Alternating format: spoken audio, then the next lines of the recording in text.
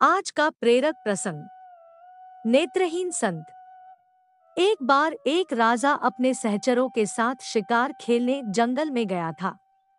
वहां शिकार के चक्कर में एक दूसरे से बिछड़ गए और एक दूसरे को खोजते हुए राजा एक नेत्रहीन संत की कुटिया में पहुंचकर अपने बिछड़े हुए साथियों के बारे में पूछा।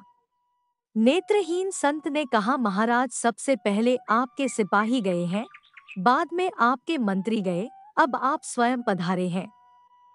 इसी रास्ते से आप आगे जाएं तो मुलाकात हो जाएगी। संत के बताए हुए रास्ते में राजा ने घोड़ा दौड़ाया और जल्दी ही अपने सहयोगियों से जा मिला और नेत्रहीन संत के कथनानुसार ही एक दूसरे से आगे पीछे पहुंचे थे। यह बात राजा के दिमाग में घर कर गई कि नेत्रहीन संत को रूट कैसे पता चला कि कौन किस ओहदे वाला जा रहा है। लौटते समय राजा अपने अनुचरों को साथ लेकर संत की कुटिया में पहुंचकर संत से प्रश्न किया कि आप नेत्रविहीन होते हुए कैसे जान गए कि कौन जा रहा है, कौन आ रहा है। राजा की बात सुनकर नेत्रहीन संत ने कहा, महाराज, आदमी की हैसियत का ज्ञान नेत्रों से नहीं उसकी बातचीत से होती है। सबसे पहले जब आपके सिपाही मेरे पास से गुजरे तब उन्होंने मुझसे पूछा कि ए अंधे, इधर से किसी को जाते हुए की आहट सुनाई दी क्या? तो मैं समझ गया कि यह संस्कार विहीन व्यक्ति छोटी पदवी वाले सिपाही ही होंगे।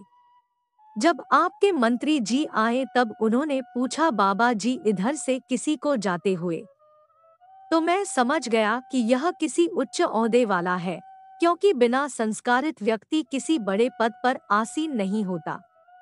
इसलिए मैंने आपसे कहा कि सिपाहियों के पीछे मंत्री जी गए हैं। जब आप स्वयं आए तो आपने कहा, सूरदास जी महाराज, आपको इधर से निकल कर जाने वालों की आहट तो नहीं मिली, तो मैं समझ गया कि आप राजा ही हो सकते हैं, क्योंकि आपकी वाणी में आदर सूचक शब्दों का समावेश था और दूसरे का आदर वही कर सकता है जिसे दूसरों से आदर प्राप्त होता है, क्योंकि जिसे कभी कोई चीज नहीं मिलती तो वह उस वस्तु के गुणों को कैसे जान सकता है। दूसरी बात, यह संसार एक वृक्ष स्वरूप है। जैसे वृक्ष में डालियां तो बहुत होती है, पर जिस डाली में ज्यादा फल लगते हैं वही झुकती है। इसी अनुभव के आधार पर मैं नेत्रहीन होते हुए भी सिपाहियों, मंत्री और आपके पद का पता बताया। अगर गलती हुई हो महाराज तो क्षमा करें।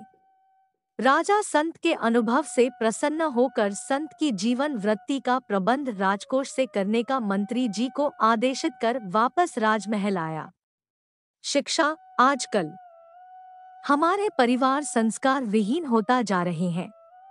थोड़ा सा पद, पैसा व प्रतिष्ठा पाते ही दूसरे की उपेक्षा करते हैं, जो उचित नहीं है। मधुर भाषा बोलने में किसी प्रकार का आर्थिक नुकसान नहीं होता है। आता मीठा बोलने में कंजूसी नहीं करनी चाहिए।